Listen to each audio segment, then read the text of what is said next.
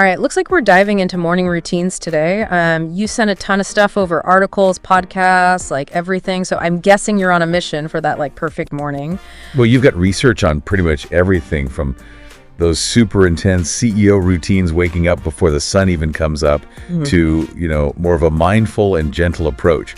It's really interesting how much variety there is. Yeah, I've got to admit the whole Tim Cook waking up at like 4:30 thing to check email is, it's impressive, but not sure I'm quite ready to set my alarm that early. It's definitely not for everyone. And that kind of brings up a really important point. There's no one magic formula when it comes to morning routines. What works for a tech CEO might be a total disaster for someone else. It really all comes down to what success actually means for you. Well, one of the podcasts that you sent defined a successful morning routine as one that gets you ready mentally, physically, and indeed emotionally for the day. That's asking a lot, right? It does sound like a lot. But instead of thinking about it like checking off boxes, think about it more as being intentional. Even small things you do consistently can have a huge impact if they're aligned with your goals. Like say you commit to just 5 minutes of stretching every morning for a week. You might be surprised how much more energy you have throughout the day. So it's not so much copying what someone else does, but more about what helps you feel your best. Yeah.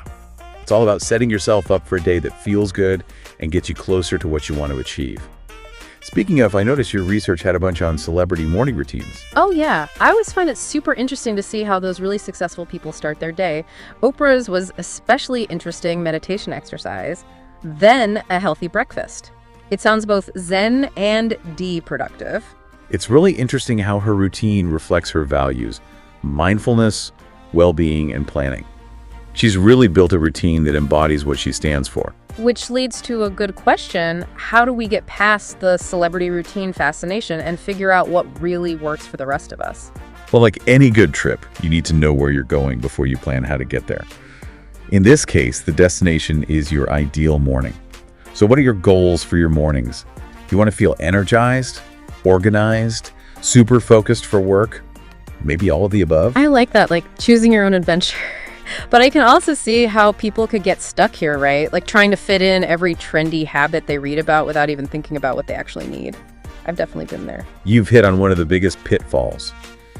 Trying to do too much too soon. People get all inspired, change their whole routine overnight, then completely crash and burn within a week. Yeah, it's like going from never running to running a marathon in one day. Not exactly a recipe for lasting change. Exactly. Lasting change comes from those small, consistent steps, not huge leaps. Speaking of small steps, I bet you're going to say prepping the night before, right? Yeah. I've definitely noticed that a chaotic morning often starts with a chaotic night. You're totally right. Think about those mornings when you're rushing around feeling stressed and overwhelmed. A lot of times it's because we didn't set ourselves up for success the night before. Even little things like setting out your clothes, getting breakfast ready, or writing down your top priorities can make a huge difference. It's almost like making those decisions beforehand so you don't even have to think about them in the morning, right? Exactly. Frees up your mental energy for the stuff that really matters. Which brings up another common mistake. Getting stuck in the comparison trap. Oh, yeah, the comparison trap. Hard to resist, especially with all the 5 a.m. club stuff out there. Do those people who wake up super early really have it all figured out?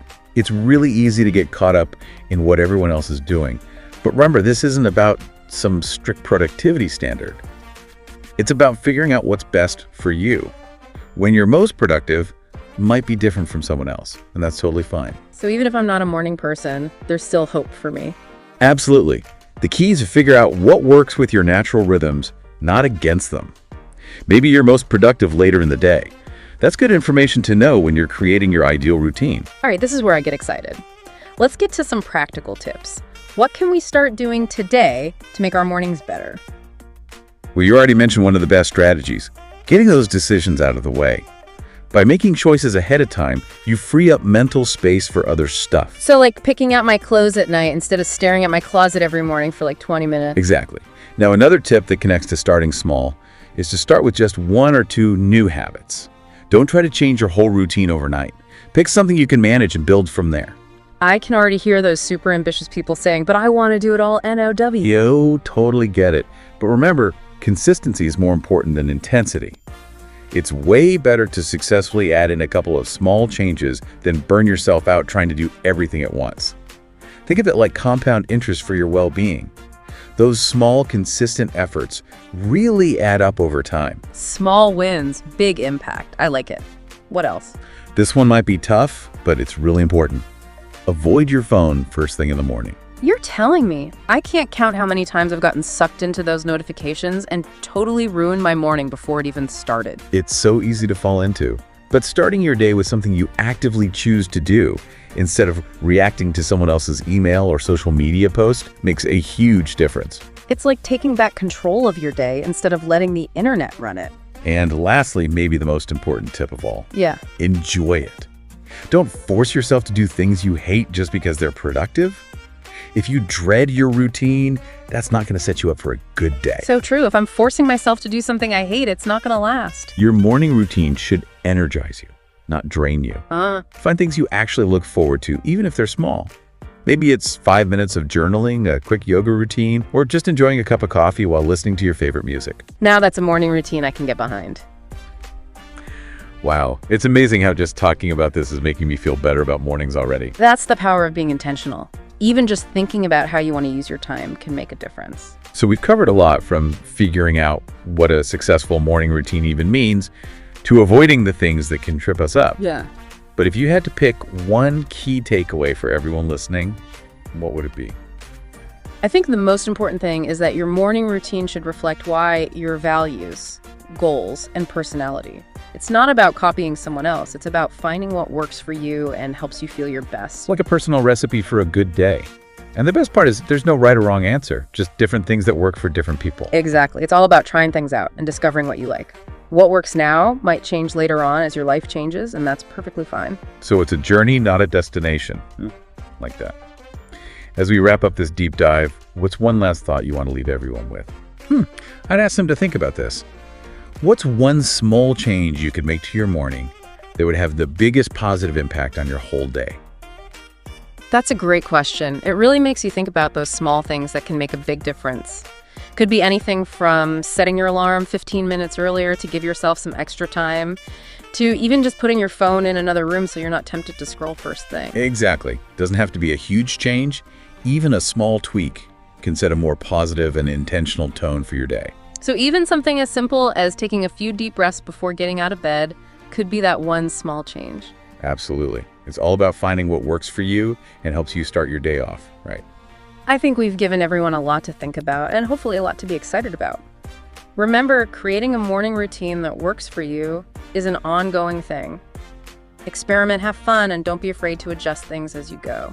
And if you find some amazing new morning routine hack, we'd love to hear it. Share what you discover, and let's keep talking about it. That's all for this deep dive on morning routines. Thanks for joining us. It's interesting how even those super driven CEOs we were talking about, they aren't just scheduling meetings and crunching numbers first thing in the morning. That's a good point. Even someone like Tim Cook running a huge company still makes time for exercise. It really shows that a successful routine isn't just about being productive. It's about taking care of yourself too. Makes sense. If you're exhausted, you're not going to be at your best no matter how early you wake up or how many to-do lists you make. Right. It's all about finding that balance between getting stuff done and taking care of yourself mentally and physically. Maybe that's why Oprah starts with meditation instead of jumping straight into emails. Setting that foundation for a good day for getting things done. A&D feeling good. And remember, your routine isn't something you just set and forget. It's something you keep tweaking as your needs and goals change. So if you try something new and it doesn't really work, don't give up. Maybe you just need to adjust it a little, experiment until it feels right. That's what's so great about it. It's all about finding what works best for you. There's no one right way, which is why having all this research is so helpful. You can pick and choose what works for you and leave the rest. And hey, if you come across some amazing morning routine hack, let us know. We're always learning from our listeners. Definitely. Share what you find and keep the conversation going. Well, that wraps up our deep dive into morning routines. We hope you found it helpful and inspiring. Remember, the most important thing is that your morning is yours. Make it intentional. Make it something you enjoy, and most importantly, make it work for you. Thanks for joining us. Now go out there and create the morning routine of your dreams.